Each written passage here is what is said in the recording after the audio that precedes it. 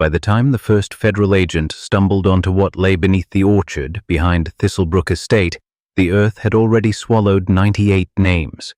The last two were never supposed to die. One was their own daughter. In the year 1923, nestled against the moss-covered slopes of Graywood County, the Ashcroft family estate stood like a decaying monarch, ornate, powerful, and completely untouched by the war that had left the rest of the country splintered. On paper, the Ashcrofts were a respected family of landowners and employers, but behind the heavy velvet curtains and manicured groves was a truth so horrific it twisted the very soil into silence. No one suspected the Ashcrofts. Why would they? Elijah Ashcroft ran a shipping company and timber operation. His wife, Josephine, was known for her charity dinners and rose competitions. Their twin sons, Theodore and Silas, handled the family business with the kind of precision only generational wealth teaches.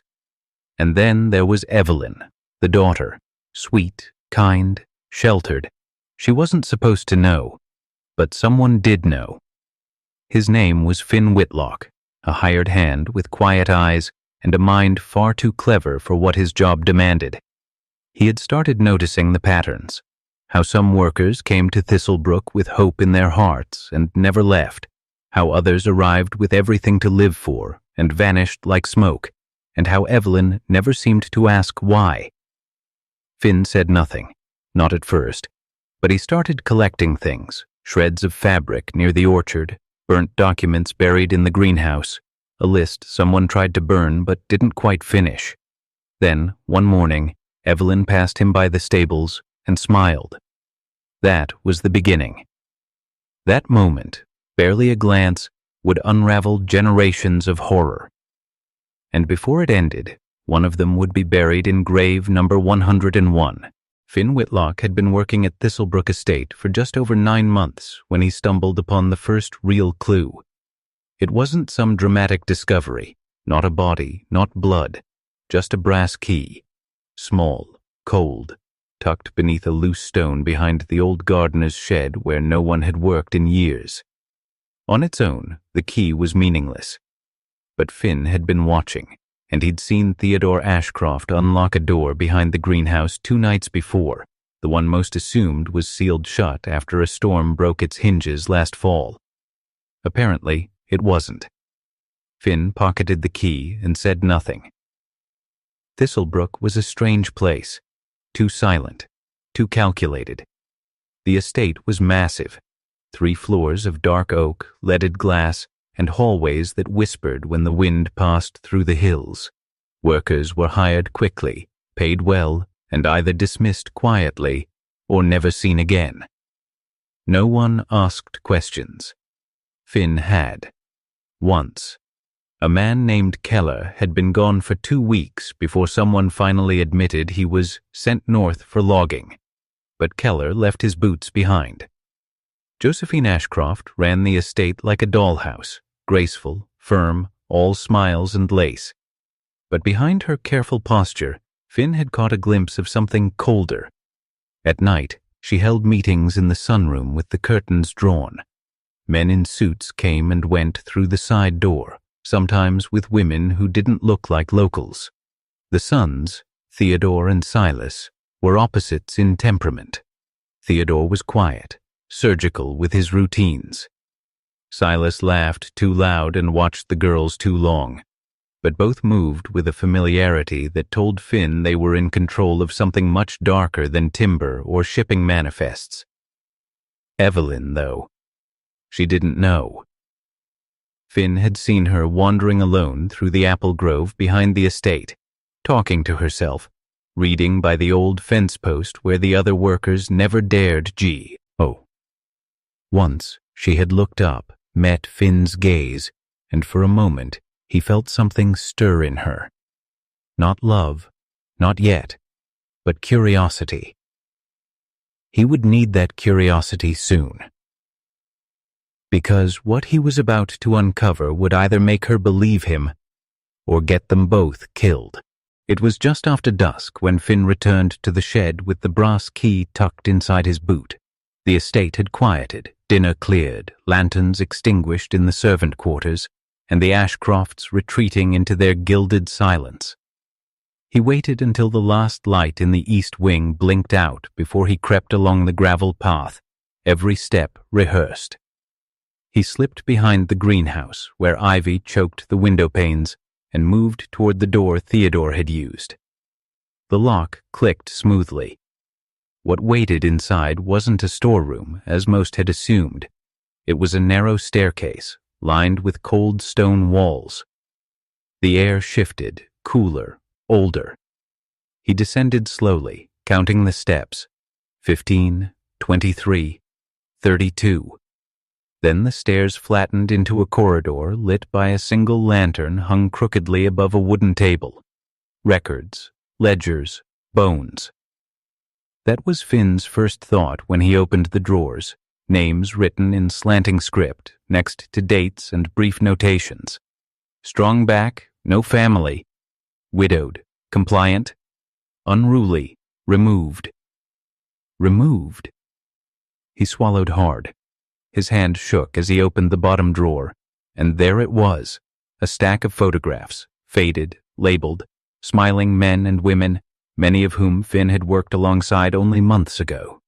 Keller, Adeline, Thomas, all gone. There was a trapdoor beneath the table, locked, heavy, but etched into the iron frame was a name he hadn't expected. E. Ashcroft. Evelyn? He barely had time to close the drawers and slip back into the shadows before he heard footsteps. Voices. Theodore and someone else. Silas, maybe. They passed within inches of where Finn was pressed against the damp wall, but they didn't see him. Their conversation was clipped, mechanical. Her curiosity's growing. She was near the east orchard again. We'll handle it. Father wants this cleaned before winter. I told him we need more time, too many ngers coming through. Then silence. Finn waited 10 minutes before creeping back out, his heart punching against his ribs. He had proof now. Not enough for the law, but enough to know this was bigger than profit, bigger than labor. This was industrialized murder. And Evelyn Ashcroft, whether she knew it or not, was standing at the edge of it. Evelyn Ashcroft had always felt like a guest in her own home. Despite being the only daughter of Walter and Margaret Ashcroft, she moved through the halls of Greystone Hollow like an outsider, her footsteps too soft, her questions too loud. The grand portraits lining the staircase never seemed to watch her the way they did her brothers. Daniel and Silas, always in step with their father's expectations, had inherited the Manor's shadows. Evelyn had inherited its silence. She spent her afternoons in the attic, beneath a tilted skylight that spilled golden light over dusty trunks and forgotten paintings. That day, she'd returned from the orchard early, disturbed by the sudden appearance of the new worker. Finn, they said his name was, who had glanced at her with something unreadable in his eyes. Not deference, not lust. Something closer to warning. She couldn't stop thinking about it. Curious, she climbed into the attic, looking for distraction. But instead of comfort, she found something unexpected. Behind a moth-eaten curtain and a stack of rotted floorboards was a trunk she didn't recognize. No initials, no family crest, just a black metal lock half sawn through. Inside were dozens of journals, each labeled only with a season and a year. Spring 1906, autumn 1907, winter 1910. The handwriting wasn't her father's, or her mother's. The entries described routines on the plantation, wages, shipments, illnesses, missing workers. Names Evelyn didn't know. Then, she found something more chilling, a pressed flower, brittle with age, tucked inside an entry that read, "No family, quiet, placed near the marsh." The flower had come from the east orchard, the same area her mother once warned her to avoid. Heart pounding, Evelyn closed the trunk. Her skin felt cold, as though the attic had grown darker by degrees. That night, she stood before the dining room's long mirror, trying to recognize the reflection of a girl raised in a house built on secrets. She thought of Finn again, his stare, his hesitation.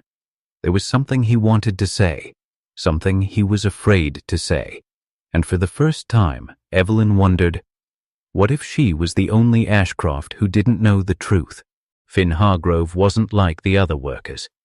He moved deliberately, eyes always scanning. While the others kept their heads down, muttering through their daily tasks, Finn seemed to be cataloging everything, every shed, every path, every whisper in the wind. He'd only been at Greystone Hollow for 6 weeks, but he already knew more about the grounds than most who'd spent years there. He also knew where not to step. Finn had arrived under the pretense of a traveling laborer, hired to repair the greenhouse roof and assist with the irrigation channels. But that was only a cover. The truth was more dangerous. He had come to investigate. 3 months earlier, Finn's cousin, Caleb, had answered an advertisement in the St. Louis Herald offering generous pay for skilled hands willing to work on a peaceful estate in Hollow Creek, North Carolina. Caleb had vanished within 2 weeks. No letters, no sightings, just gone. When Finn traced the ad back to Greystone Hollow, he knew something was wrong. The estate's pristine reputation didn't align with the quiet rumors of missing men, shady recruiters, and odd cargo delivered at night. So Finn came, with a forged name and a quiet resolve, determined to find out what had happened. In his first weeks, he uncovered small things, tools left bloodied and buried, an entire storage shed padlocked and reeking of chemicals, a cleared stretch near the marshes where the soil refused to grow anything, and a book buried behind firewood, filled with numbers, initials, and notations he couldn't yet decipher. But it was the girl, Evelyn Ashcroft, that made things complicated. He'd seen her watching him from the orchard balcony. She looked like someone who didn't belong here, not truly. Her movements were too careful, her eyes too curious. She had the kind of gaze that searched for answers even when it hurt. One afternoon, as she passed by the garden wall, their eyes met. He didn't smile. He couldn't. But he held the stare longer than he should have. Because maybe, just maybe, she was the key to the whole damn thing. Evelyn Ashcroft had never been allowed past the southern hedge after dusk. Her father's rule, strict, absolute. "It's not safe, my sweet," he always said with an affectionate hand on her shoulder. "There are swamps and snakes, and people who'd take advantage of a kind soul." But Evelyn wasn't a child anymore. She was 22, sharp-minded and restless. And lately she had begun to wonder, why did so many people come to Greystone Hollow and never leave? She wasn't stupid. She had seen the change in the staff. A new face would arrive, and within days something in the air would shift. The others would avoid the newcomer. Then, one morning, they'd be gone. "Transferred," the housekeeper would say vaguely. "Hired off-site." Evelyn had once asked her mother where the staff went. Her mother, Maribel Ashcroft, simply smiled and offered her tea, laced with lavender, as always, and whispered, "Don't worry about such dark things, darling. This is a house of grace." But Evelyn didn't feel grace anymore. She felt watched. And the man with the weathered eyes, the new one, Finn, he had noticed her too. She wasn't supposed to speak to the laborers. That was another rule. But something about Finn unsettled her in a way that wasn't fear. It was curiosity laced with something deeper. Recognition, maybe. A mirror to her own quiet unease. That evening, she followed him at a distance, pretending to admire the azaleas as he walked toward the barnyard edge. He stopped for a moment, touched the side of the locked tool shed, then vanished behind the greenhouse. She waited. 5 minutes. 10. Then she made her move. She wasn't sure what she expected to find. What she didn't expect was the pile of gloves, muddy, torn, stained with something brown-red, and a stack of boots that didn't belong to any current staff. A rusted tag hung from a nail above them. It read, "Inventory." Her bray was caught, and then a voice behind her. "Miss Evelyn," came Martha's voice, the head housemaid. "Your father's been asking for you." Evelyn turned slowly. The gloves behind her still dripped. Finn Crowley knew how to vanish in plain sight.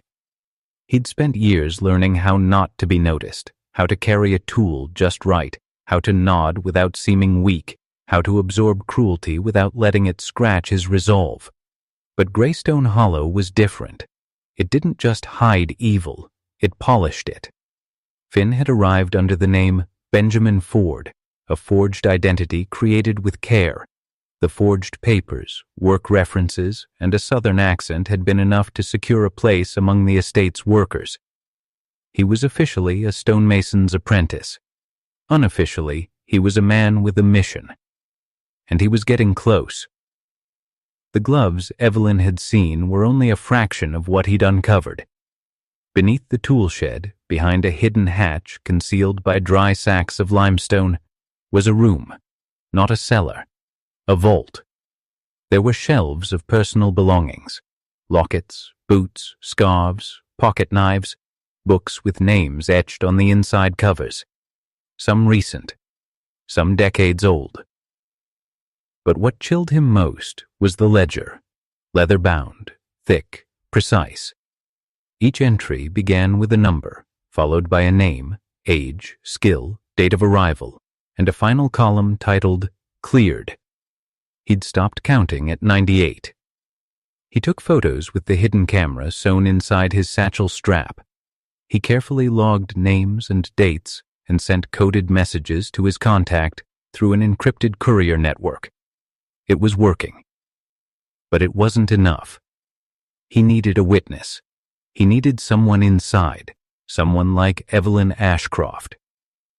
He had caught her watching him more than once, her curiosity flickering beneath practiced smiles. He could see the doubt blooming in her like a bruise, slow but deep. That afternoon, when their paths crossed near the greenhouse again, he stepped forward instead of avoiding her. "Miss Evelyn," he said with a respectful nod. "May I speak with you? Privately." She blinked. "You're not supposed to speak to me." "I know," Finn replied. "But you've been watching too, haven't you?" Evelyn's eyes widened. "I think," he said gently, "you already know something's wrong. I can prove it." The wind shifted. Somewhere a bell rang. And Evelyn nodded. Evelyn met Finn beneath the east colonnade just after dusk. The sky was lavender and dying gold, bleeding into night. She wore a hooded shawl and carried a book to make the meeting seem accidental. No one would question Evelyn's love of reading, but her hands trembled slightly when she passed Finn in the shadow of the ivy wall. He turned and followed at a distance until they reached the old wash-house, long abandoned and half-sunken with ivy and moss. There, in the fading light, he showed her the first photograph. It was of a ledger page, handwritten, yellowed at the edges. "What is this?" she asked, voice barely above a whisper.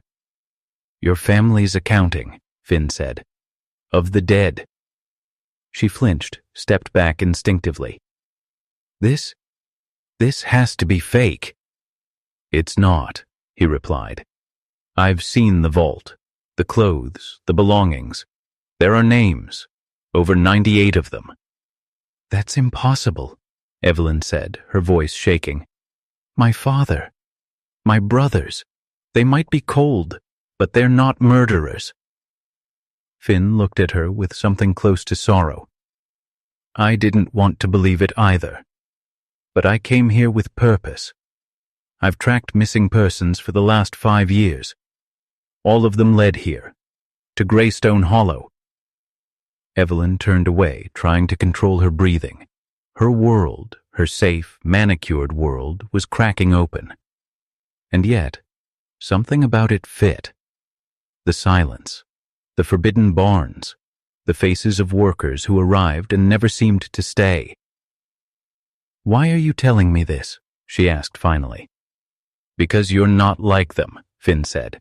"I've watched you. You're kind. You notice things. You want truth more than comfort." Evelyn's jaw clenched. "If you're lying, then I'm dead," Finn finished. "But if I'm not, then every hour we delay means another name in that ledger." She looked at the photo again. Her breath caught on a name. Martha Holloway. The seamstress with the sweet voice. Evelyn hadn't seen her in weeks. "I need to see it for myself," she whispered. Finn nodded. "Then we start tonight." They waited until the manor had gone to sleep. Lanterns extinguished one by one, the hallways dimmed, and the night cloaked Greystone Hollow in velvet silence.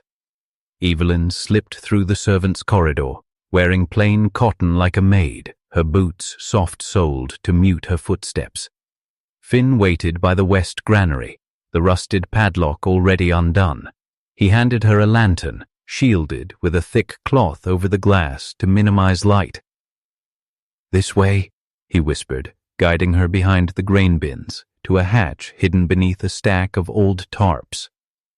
Evelyn paused, her fingers hovering over the iron ring embedded in the wood. "What is this place?" "The original cellar, older than the manor. I think it was used to store goods during the war." He knelt and pulled open the hatch. A sour, earthy smell rose from below. Mildew, rot, and something worse. They descended slowly into the dark, Evelyn clenching her teeth against the creak of each wooden step. At the bottom, Finn lit a second lantern. The space opened before them, narrow, low-ceilinged, with rough-hewn stone walls and a dirt floor. Wooden crates lined the far side, and tarps covered rows of objects beneath. Evelyn's breath hitched. Finn pulled back one tarp. Inside were shoes, dozens of them. Men's boots, women's slippers, even a pair of tiny child's leather shoes. Each pair wrapped carefully and tagged. "Why would they keep these?" she whispered. "For inventory," Finn replied. "Proof. The Chamberlains record everything."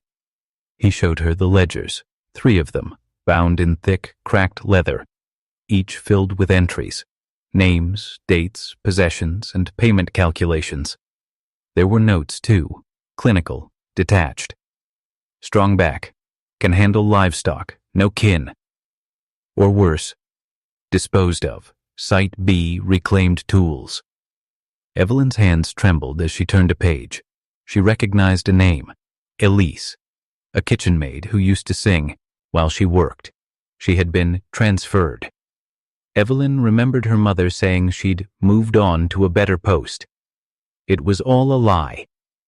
"I need air," Evelyn said, staggering back toward the stairs.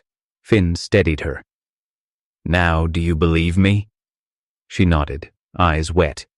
"I do." The cool night air outside the cellar struck Evelyn like a slap.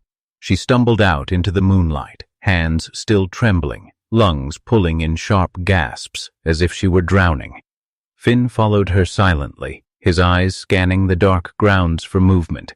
He knew too well that one wrong step, one noise could draw attention, and the Chamberlains did not tolerate betrayal. They crouched behind the hedges near the east wall of the estate garden. Evelyn clutched the edge of a stone planter, her knuckles pale. Her eyes were wide with horror. "My mother knew." "Didn't she?" Finn hesitated. "Margaret manages the accounts. Every shipment, every new hire, every missing person, it goes through her hands." Evelyn looked down. "And my father?" "He makes the selections, orders the cleanups. It's all methodical. Samuel executes them, and Daniel logs the details. Everyone plays their part." "And me," Evelyn whispered. "My part was to smile at the guests, serve tea, Ask about their travels. Finn reached for her hand. You were never part of this. You were protected, shielded. I think maybe, deep down, your mother wanted one of you to stay innocent. She shook her head. Then why did they kill Elise? Why did they kill everyone? Because they were never people to them. Just names, numbers, items on a list. Evelyn stood suddenly. I need to see it for myself, all of it. The grave sites, the incinerators, the places you told me about. You're sure? She nodded, her voice steady now. I've lived in a lie. I need to walk in the truth. Finn took a deep breath. There's one site behind the West Orchard. It's newer. That's where they bury the ones who arrive from the railway. I can take you there tomorrow night. Evelyn looked up at the towering silhouette of Greystone Hollow, her home, a monument built on bones. She turned to Finn. If I don't see it myself, I'll always doubt. And if I do, if it's all true, I'll make them answer for it. For the first time, Finn saw it in her eyes, not the gentleness of a sheltered daughter, but the quiet fury of someone ready to bring down her own blood. The next night, under the pale silver wash of a gibbous moon, Evelyn slipped out of Greystone Hollow in a cloak she hadn't worn since childhood. It smelled faintly of lavender and dust, a memory clinging to the fabric. Every creak of the floorboards had sounded like thunder to her ears, but no one stirred, not even the dogs. Finn waited beneath the collapsed pergola near the old greenhouse, lantern covered, boots muddy. When he saw her, he gave a small nod, and together they moved silently across the dewy grass. Neither spoke. The gravity of where they were going, of what Evelyn was about to see, pressed heavily between them. They reached the orchard in 15 minutes. The air was sweeter there, apple blossoms in bloom, but the ground beneath their feet was soft and sunken in places, as if the earth had not fully healed from being disturbed. Finn stopped near the third tree in the second row. Here, he whispered, 20 graves, all within this orchard. Evelyn stared at the grass. Nothing looked unusual, yet something about the quiet felt wrong. She dropped to her knees and brushed away leaves, then pressed her fingers into the soil. Her breath caught. There were indentations, slight but deliberate, markings. She scraped further and uncovered a splintered wooden stake. Burned into it was a single number, 96. She recoiled. Numbers? She asked. Finn nodded grimly. Each one corresponds to an entry in the ledger. Victims logged by name, skill, value, and method of disposal. Evelyn rose unsteadily, her stomach churning. How could anyone reduce people to entries in a book? They stopped seeing them as people a long time ago. They moved deeper into the orchard, and she began to recognize patterns. The strange arrangement of saplings, the symmetry of spacing. The orchard wasn't random. It was a graveyard. A silence fell between them. Evelyn knelt again, touching the soil with trembling hands. What number am I? She whispered bitterly. How long until I become another stake? Finn crouched beside her. You're not a number, Evelyn, not while I'm still breathing. But even as he said it, his eyes darted back toward the manor. He knew they were running out of time. The next afternoon, Evelyn returned to Greystone Hollow as though nothing had happened. She smiled at the servants, took tea with her mother, and listened patiently while her father spoke about crop rotations and rail negotiations. But inside, her heart beat like a ticking clock, counting down the moments before everything shattered. That night, she used the small brass key Finn had given her. It opened the door to the West Wing's forgotten study, a place she hadn't entered since she was a child. Dust lay thick on the bookshelves, cobwebs stretched like faded veils across the corners, and the fireplace was choked with old ashes. In the far corner sat a tall, locked cabinet made of oak and iron, the ledger room. Evelyn's hands shook as she inserted the second key, one she had stolen from her father's desk drawer 2 nights earlier. The lock clicked. The doors creaked open. Inside were rows of identical books, leather-bound, numbered. She pulled one down, Volume 3. It opened stiffly, the paper yellowed with time. The handwriting was unmistakable, her father's. Each entry was organized with terrifying precision. Name, date of arrival, skills, final value of belongings, method of elimination, disposal site, dozens of names, men, women, even a few children.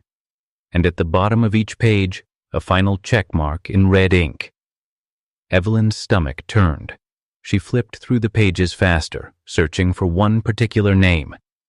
Amelia Royce, the woman who had once been her nanny, disappeared when Evelyn was 10. Her entry was there, between stonemasons and seamstresses. Suspected of talking to townsfolk. Liquidated. Entry number 48. Tears blurred the ink. She set that ledger aside and opened another. Then another. They just kept going. By the time she reached Volume 6, the entries stretched into the 90s.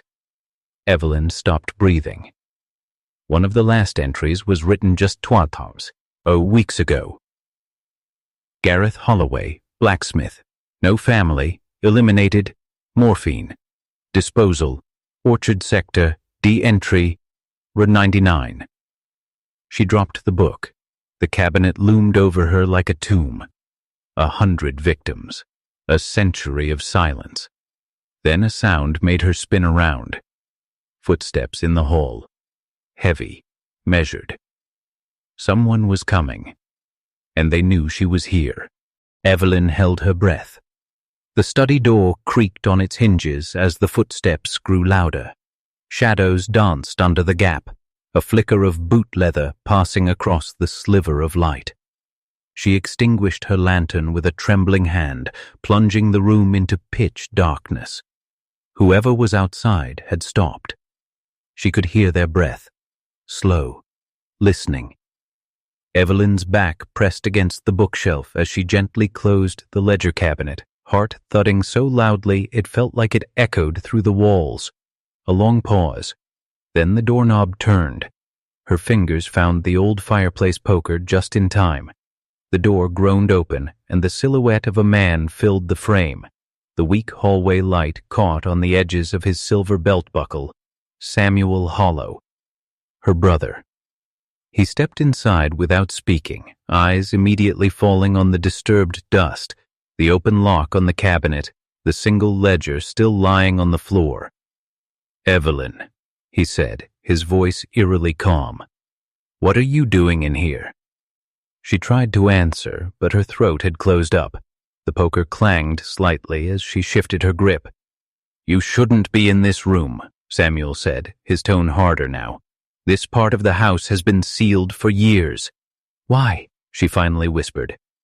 He looked at her like a disappointed teacher would a student who asked the wrong question. "Because it's not meant for you." Evelyn's fear twisted into a sudden fury. "I read them, all of them. I know everything. The people buried in the orchard, the children, Amelia Royce." Samuel's expression didn't change. Not anger, not remorse, just a slow blink, as if she'd spoken a grocery list. "It was necessary," he said quietly. "You think you understand, but you don't." "I will tell the world," she hissed.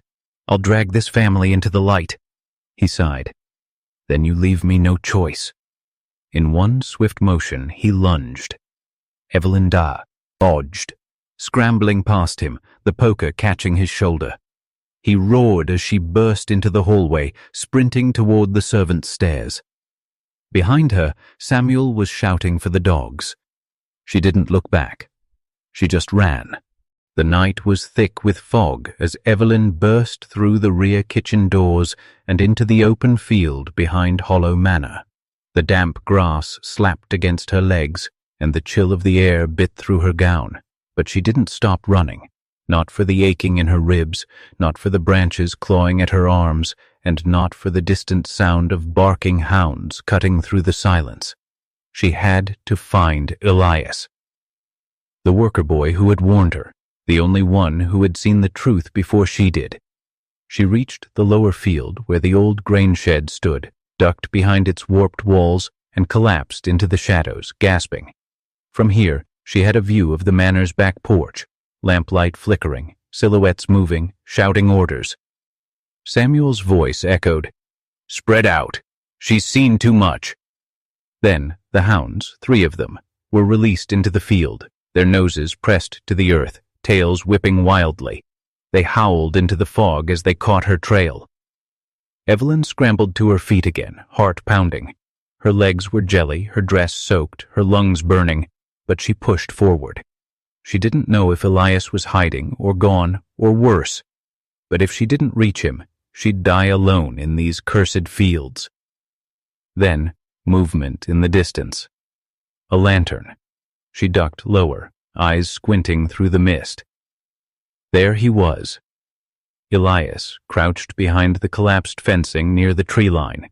He saw her at the same time and motioned frantically. Evelyn bolted toward him, her feet slipping in the wet soil. The dogs barked louder, closer now. By the time she reached him, Elias had already pulled her down beside him.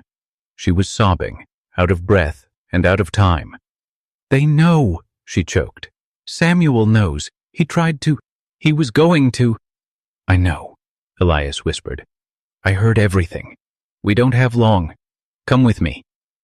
He led her toward the far woods, following a path only he seemed to know. Behind them, the dogs closed in, and just as they slipped into the trees, a gunshot cracked through the night. The shot rang out like thunder, startling a murder of crows into the sky. Evelyn staggered mid-step, and Elias instinctively pulled her down into the undergrowth. They crouched low, their breathing ragged.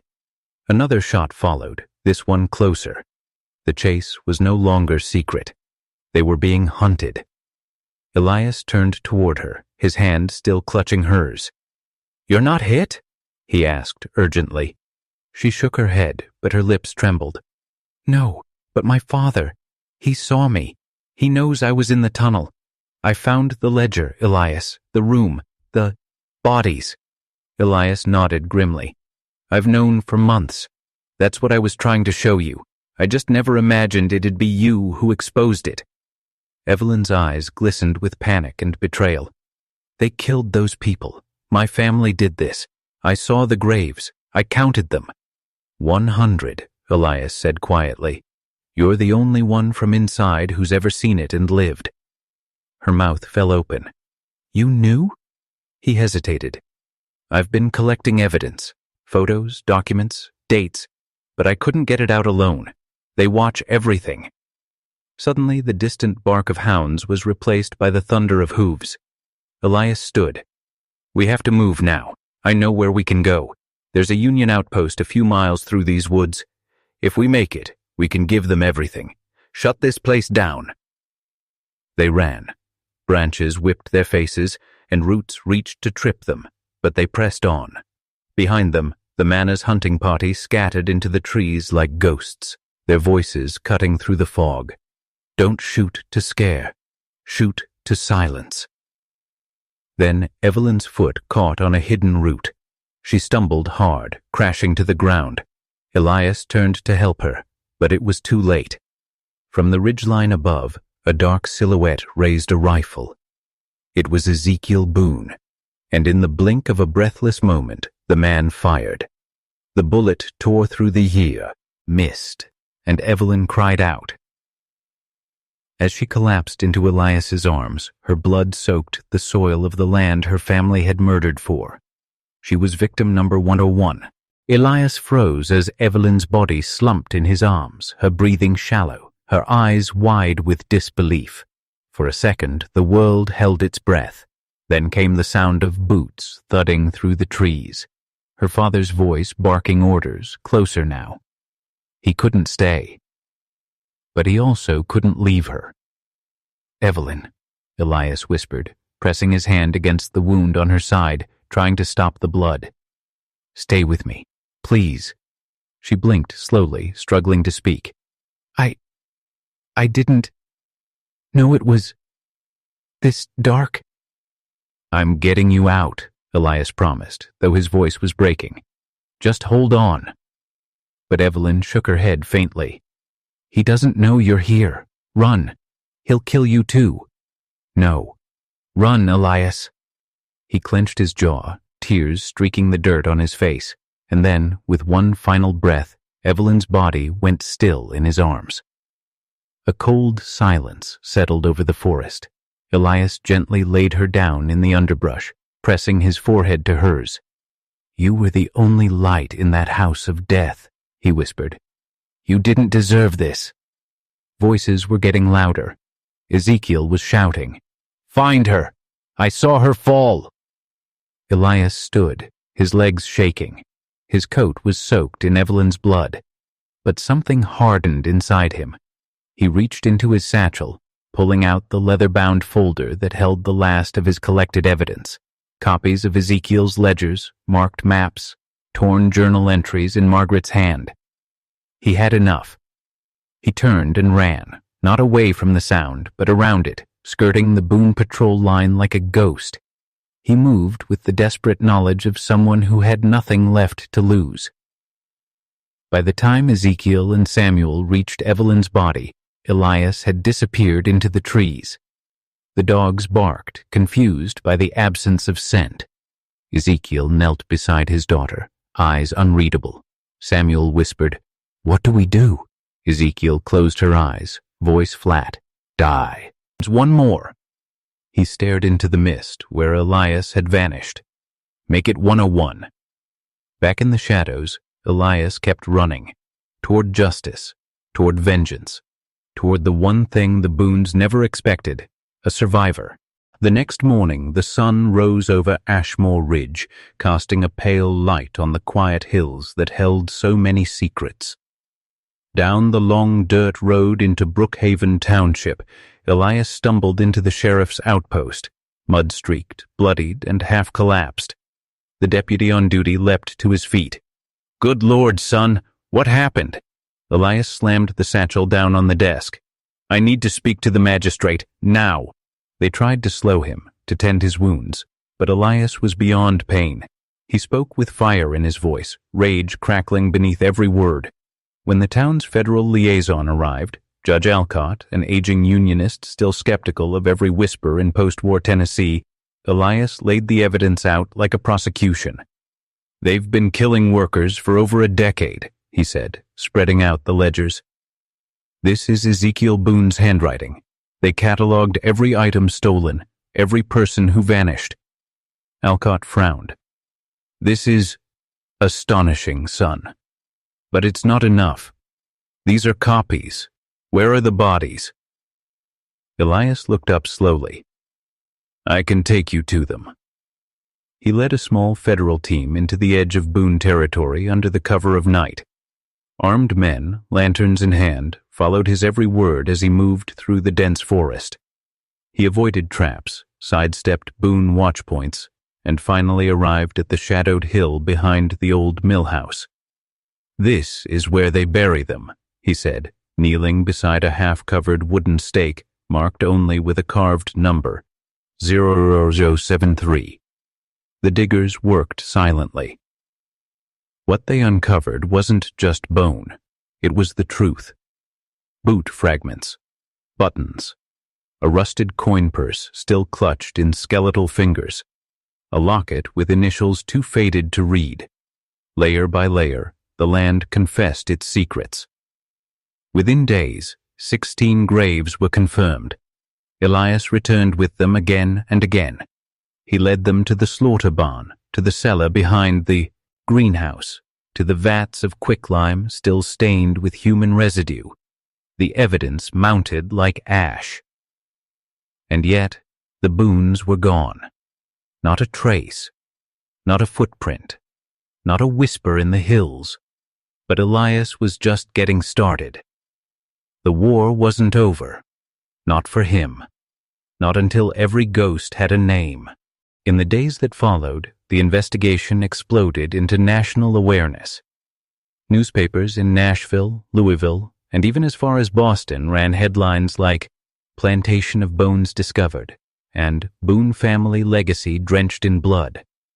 The federal government, under pressure to demonstrate its grip on the South during Reconstruction, authorized a full military inquiry. Elias became both a key witness and a hunted man. Though the Boone family had vanished, their web hadn't entirely collapsed. Deputies sent to investigate in nearby towns found sympathetic landlords who remembered nothing, mail clerks who had lost all records, and labor recruiters who suddenly moved west. Elias knew what that meant. People were covering for the Boones, or worse, being paid to forget. And amid the official chaos, Elias grieved. He hadn't spoken to Adeline since the day she died in his arms. The wound hadn't closed, it festered. Every time he saw a farmhouse or a wooden fence in the distance, he imagined her behind it, alive, waiting, maybe smiling at him the way she did in the garden. But that world was gone. Now the Boone estate sat rotting in the summer heat. The mansion's windows were shattered, the fields overgrown. Crows had claimed the rooftop. What had once been a palace of precision and wealth now looked like a haunted ruin. And inside it, someone still lingered. One sweltering afternoon, a soldier stationed at the property claimed to see a woman in black standing at an upstairs window. When they rushed in to investigate, the house was empty. But on the floor of the parlor, scrawled in ash across the wooden boards, was a phrase. She was never supposed to know. Elias stared at the message for a long time when they brought him back to see it. His heart thudded like a war drum. The handwriting matched none of the Boone men. Only one person's hand trembled like Tau had when she wrote in ink. Adeline. But she was dead, wasn't she? He looked up toward the second floor. Maybe, just maybe. The Boone house still had one last secret to give. Elias couldn't sleep after what he saw. That night, he returned to the Boone estate alone, ignoring the warnings of the soldiers posted at the gate. Armed only with a lantern and the revolver the marshal had given him for protection, he crept through the scorched remnants of the manor house. The wooden stairs groaned under his boots, but he ascended anyway, heart pounding like hooves on dry dirt. Upstairs, the hallway was lined with cracked portrait frames and soot-stained wallpaper. The room Adeline once slept in, the one with the lace-curtained window and faded blue chair, still smelled faintly of rosewater and burnt cotton. A ghost of her scent. He whispered her name. Adeline. Silence answered, but as he stepped toward her writing desk, something changed. A floorboard near the fireplace gave under his weight with a click. He froze. Kneeling, Elias pried the plank loose and uncovered a hidden compartment beneath the floor. Inside it lay a small leather-bound book, wrapped in silk. Not Daniel's ledger. This one was different, simpler. Handwritten in delicate cursive, the ink faded in places from tears or moisture. He opened it. The first page read, "To whoever finds this, I know what my family did. A.B." It was Adeline's private journal. She had started documenting everything, the disappearances, the odd deliveries to the barn, her suspicions, and eventually her secret search for the truth. Page by page, she had chronicled her growing horror. She had even written about Elias. "There is a boy who watches me from the fields. He doesn't know I see him, but I feel safe when he's near." Elias swallowed hard, his throat dry. Her words cut through him like a blade wrapped in silk. At the end of the journal, scrawled in a trembling hand, were the words, "I found the barn. I know everything now. If I die, let the world know I tried." Tears rolled down Elias's cheeks as he closed the journal. For all her gentleness, Adeline had faced the monster in her family and stood against it. She had tried to be the difference and paid the price. He tucked the book under his coat. She wouldn't be forgotten. The wind picked up as Elias emerged from the ruins of Rosewood. Leaves swirled around his boots like restless souls, and above him the sky hung heavy with low, sullen clouds. He gripped Adeline's journal close to his chest, as if it were a lifeline. He didn't return to the workers' quarters that night. Instead, he rode straight to Fort Dalton, the nearest military outpost. A Union garrison stationed just 30 miles from Rosewood. His legs still bore the ache from his earlier injuries, but adrenaline propelled him forward. The guard at the entrance didn't know what to make of the ragged young man waving a leather-bound book and shouting, "They killed her! They killed them all!" He was dragged before a major named John Wexley, who had once dismissed rumors of disappearances near Boone County as wartime disarray. Now, Elias threw Adeline's journal onto the table between them, his voice hoarse but steady. "Read this. Every page." The major did.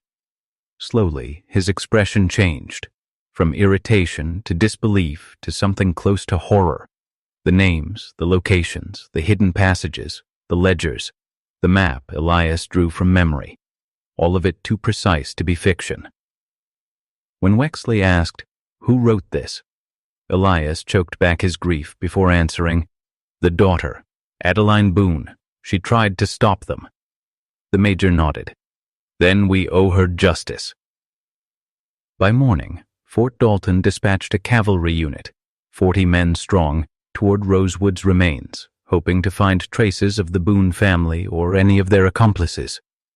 But the Boones were long gone, their mansion burned, their records partially destroyed, and with no bodies in sight, many doubted the scale of the crimes, until Elias led them to the graves, one by one, marked by weather-worn stones, sometimes just a pile of ash and bone fragments beneath wildflowers. 73 counted, then 74. The last, behind the north stable wall, marked not by a stone, but a small necklace half buried in the soil. Adeline's. Elias knelt beside it, tears rolling freely. "I'm sorry," he whispered. "You didn't deserve this." And somewhere, perhaps, the wind whispered back. The cavalry unit moved through the grounds of Rosewood with a grim sense of purpose. Shovels hit earth, revealing shallow pits that had long concealed horrors. Most graves contained fragments, scraps of clothing, bones too degraded to identify. Some had only buttons, a child's shoe, rusted spectacles. As Elias watched, the soldiers worked in silence, their faces growing grayer with each unburied truth. Major Wexley stood with a pair of worn gloves in his hands. "This isn't just murder," he said. "This is industry. They ran it like a business." Elias nodded slowly. Adeline said they catalogued everything. It was her mother who kept the lists. "Margaret Boone?" "Yes," Elias whispered. "She managed the rot like a household budget." By sundown, 89 graves had been unearthed. That number would rise to 100 by the end of the second day. They found one mass grave near the orchard, neatly layered bodies, each wrapped in old linen. Names were missing, but Adeline's journal helped fill in some. Thomas, the mason from St. Charles. Nia, the freedwoman hired to sew. Little Jacob, who had wandered into the orchard and never returned. Elias stood near the open earth, holding Adeline's ribbon in one hand and a surveyor's marker in the other. "Mark her here," he told Wexley. "Grave 101. The major hesitated. "You're sure?" He nodded. "I was there. I saw him shoot her. He thought he was killing me." Wexley said nothing. The soldiers marked the spot gently, reverently, then moved on. That night, Elias sat alone by a small fire, turning the pages of Adeline's journal. Her writing became more frantic near the end. Paranoia and fear colored every line. They check the pantry every night now. I think they know I've seen too much. Father is watching me differently. Her last entry simply read, I wish I had kissed him when I had the chance. Elias closed the book and stared at the flames.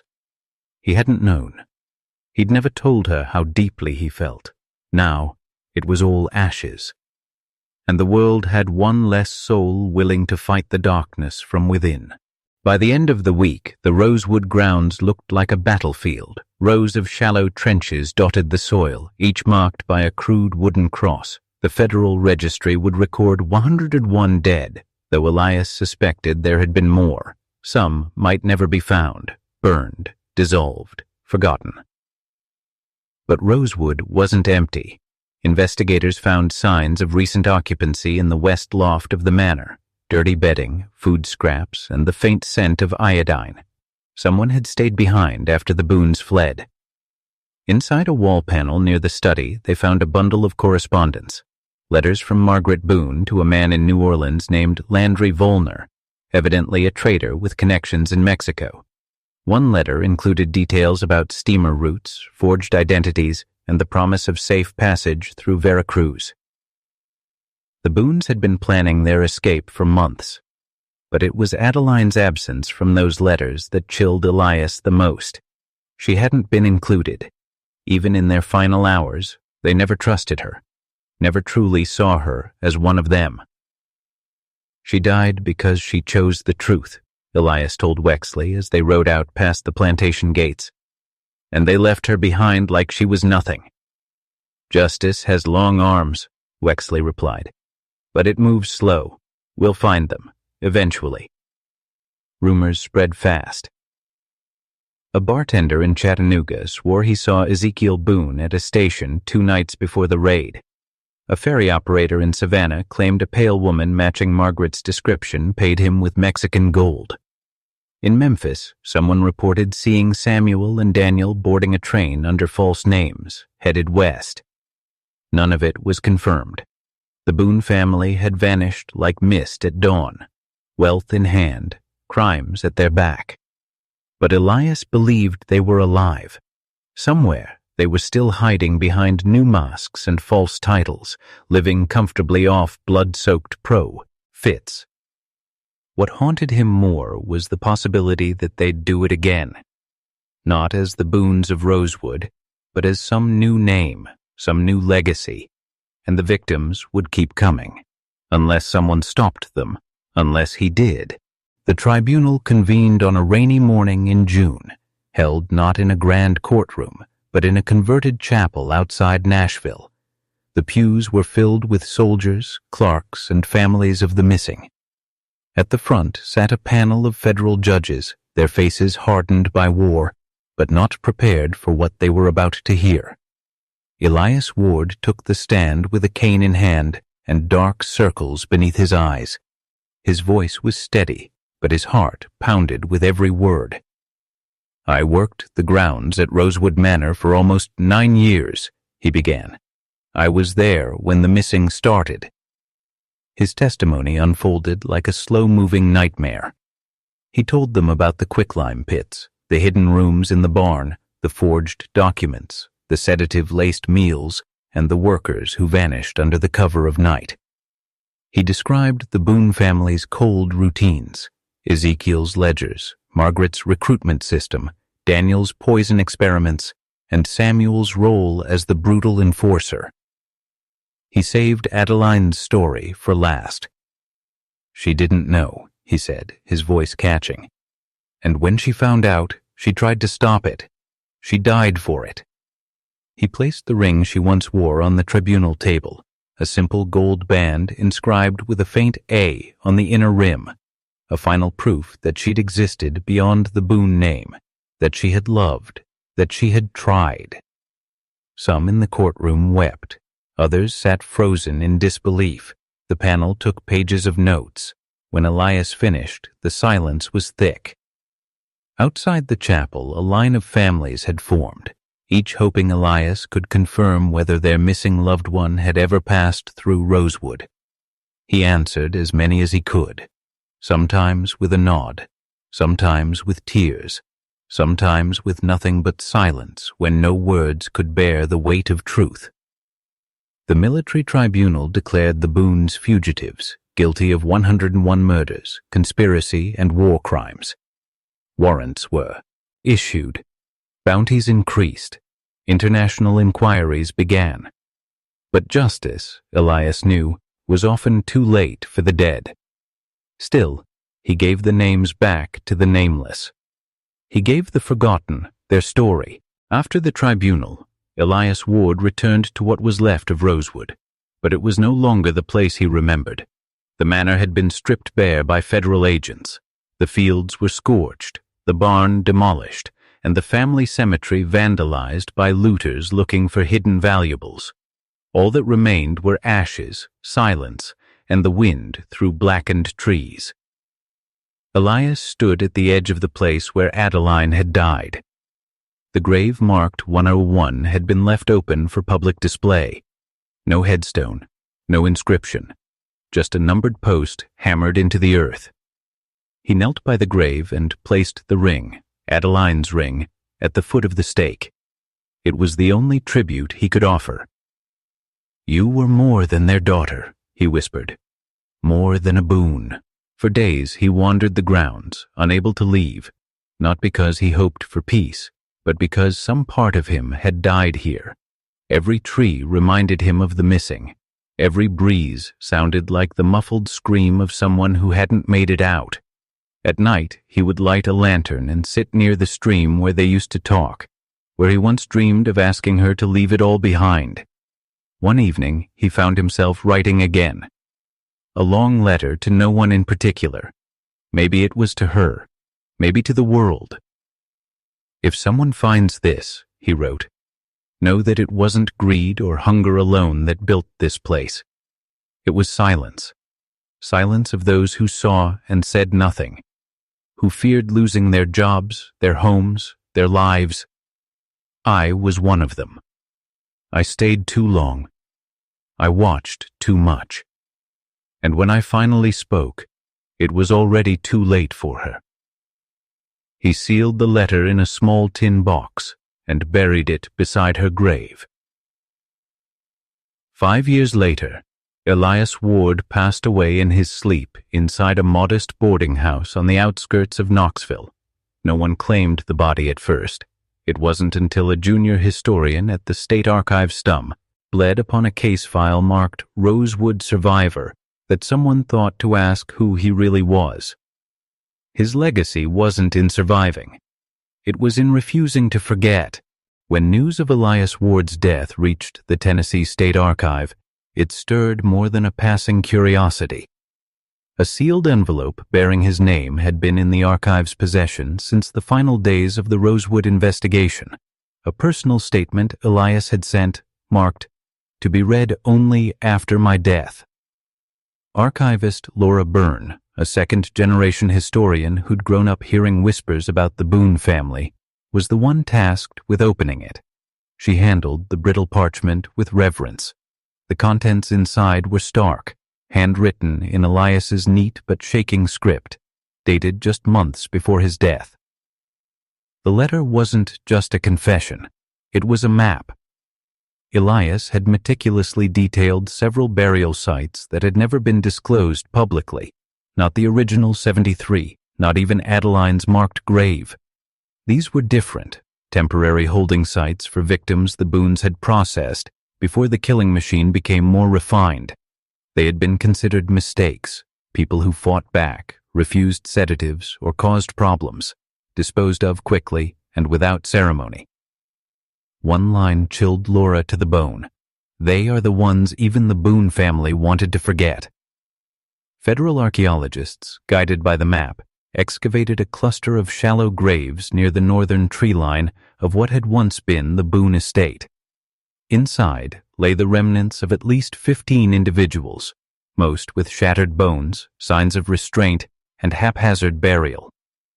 Among them, the skeleton of a young woman clutching a rusted locket. Inside it, a miniature portrait of a baby girl.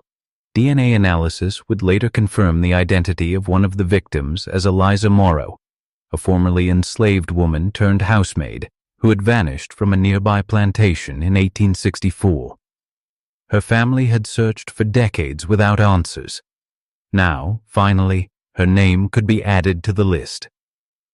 The discovery ignited public interest in the Rosewood case, and once again, Elias Ward's name appeared in headlines, not as a victim, but as a witness who carried the truth longer than most would dare. Back at the archive, Laura Byrne inscribed a note in the record. Elias Ward didn't just survive the Boone family.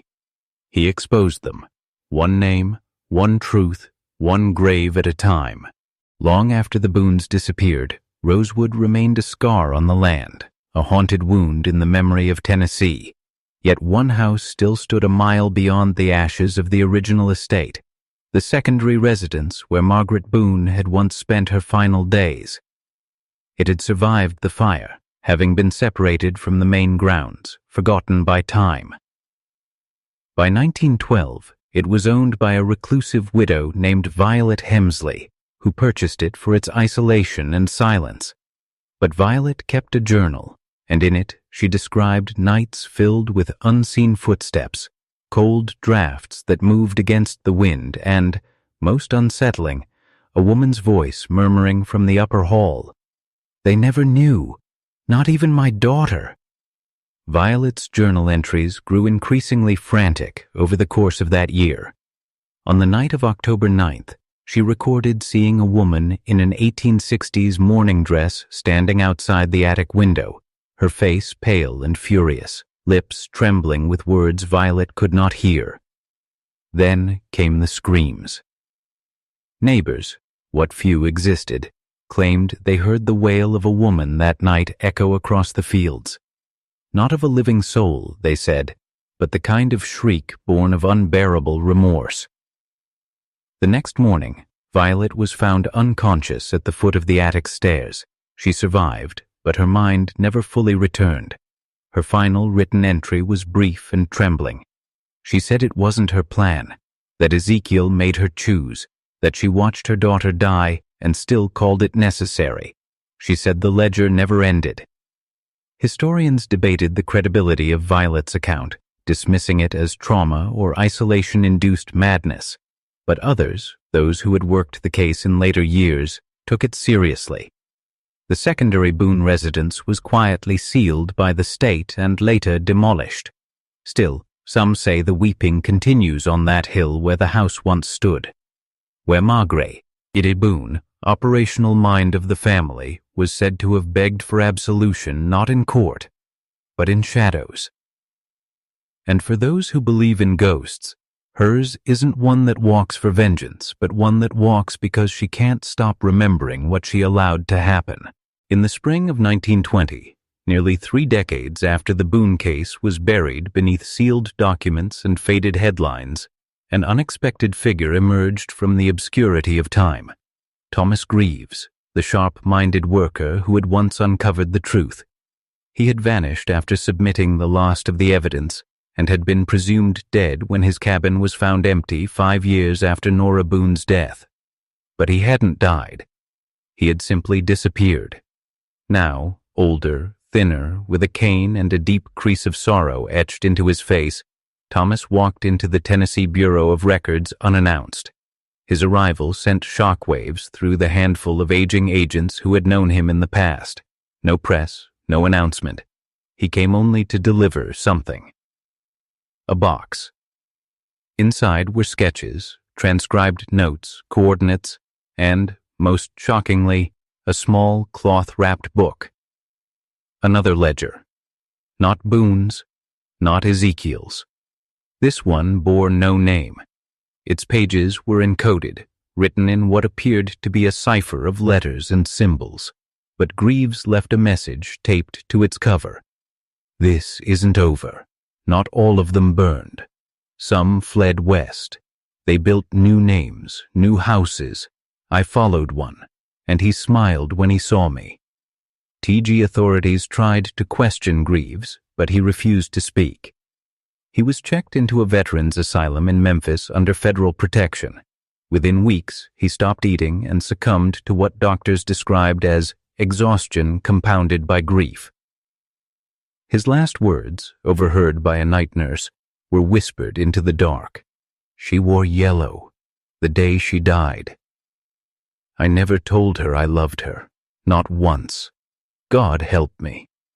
No one could decipher the new ledger. Some believe it was a hoax, an old man's last gasp at meaning. But others, especially those familiar with the Boone horror, knew better.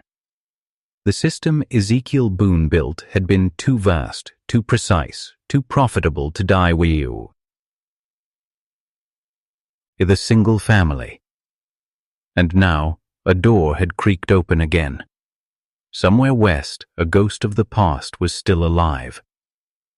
And he had smiled. In a quiet village near the Arizona border, nestled beneath the jagged silhouette of the Superstition Mountains, a woman known only as Margaret Holt lived in near-total seclusion. Locals knew her as kind but distant, a widow, perhaps, or someone who had suffered too much loss to speak of it. She rarely left her stone cottage except to collect post or gather herbs from the dry creek beds. No one knew she had once been Miriam Boone. Yes, that Miriam, wife of Elijah Boone. After Rosewood fell and the family scattered like ash in the wind, Miriam faked her death during their escape. She had stolen a child's body from a burned-out wagon in Arkansas and left it in her place, disfigured beyond recognition. While her husband and sons moved north under false identities, she went west, carrying only what she could sew into the lining of her dress, a handful of gold coins and one of Ezekiel's original ledgers. For years, Miriam moved from town to town, changing names, practicing silence, learning invisibility. But something inside her refused to die. She had loved Nora, not in the soft, motherly way others assumed, but with a fierce, almost animal intensity. Nora had been the only light in that blackened house, the only one untouched by the horror they created.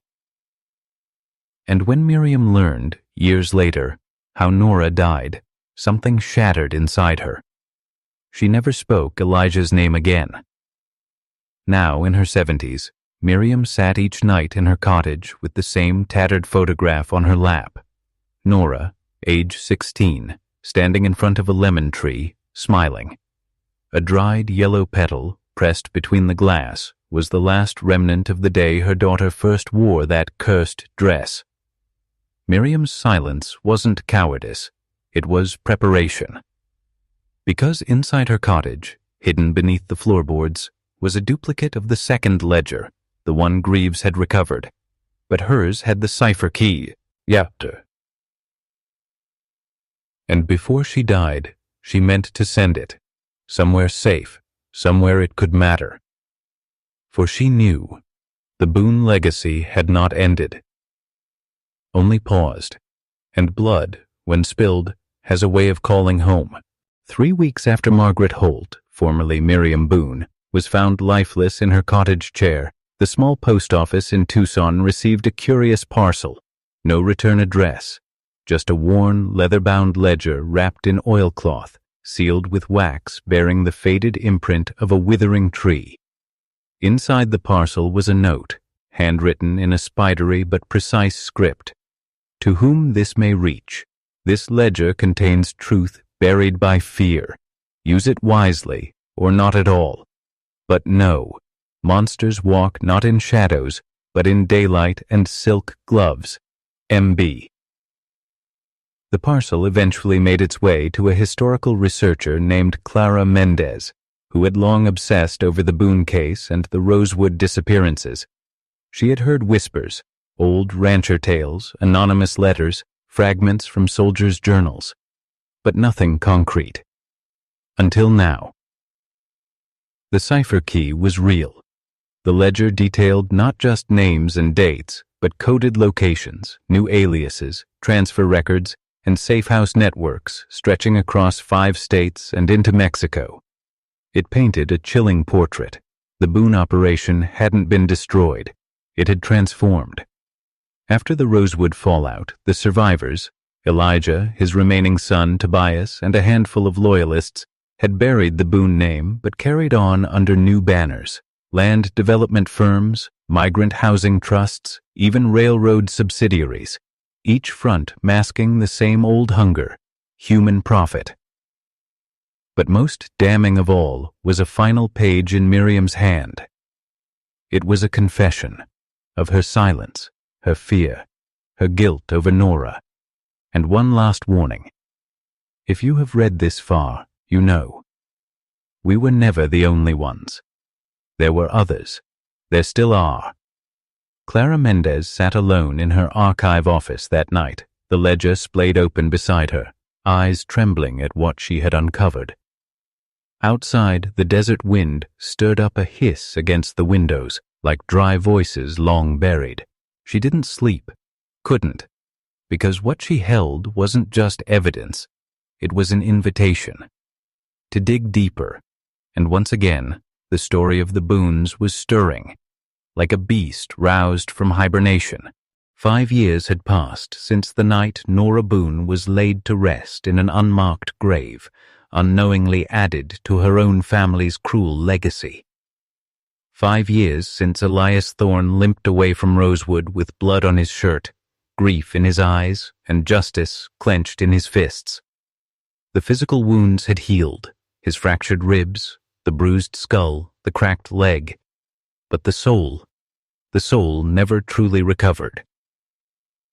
Elias had spent those 5 years working with federal authorities, historians, and investigators. His evidence led to property seizures, business audits, and silent takedowns across the Southwest.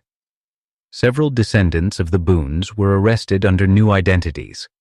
A few high-profile names disappeared quietly from society pages.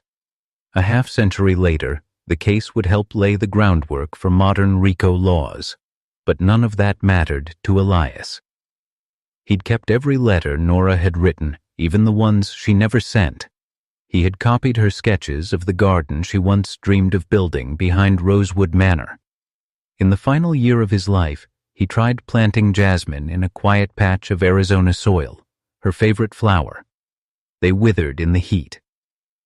He never remarried. He never left the Southwest. And on the evening of his death, he left behind one small leather journal and a simple note. I loved her. I couldn't save her. But I told the truth. That must count for something. When the local sheriff found his body, Elias was sitting upright on the porch of his modest home, eyes closed, fingers wrapped around the locket Nora had once worn. The journal he left behind mirrored Creek's old writings, more names, more locations, more unsolved horrors. His final entry read, "We inherit what we choose to ignore." A father once said, "Silence protects." He was wrong. Silence breeds the next monster. In the end, Rosewood's legacy wasn't just blood, it was memory. A searing reminder that evil doesn't always arrive with snarls and shadows. Sometimes it comes dressed in respectability, whispering lullabies and asking you to look the other way. Parenting, Elias had once whispered to himself, isn't just about love, it's about courage. Even when that courage comes too late.